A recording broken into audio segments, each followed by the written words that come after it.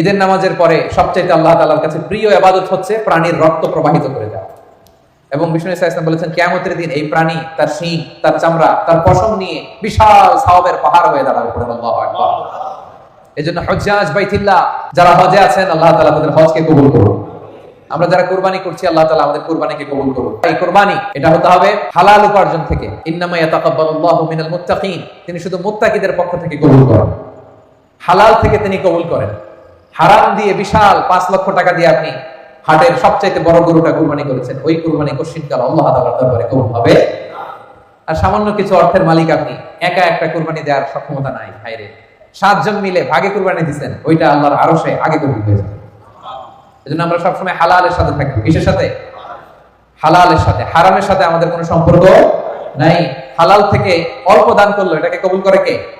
আর হারাম থেকে কোটি কোটি টাকা দান করলো সে দান আল্লাহর দরবারে কবুল হয় না।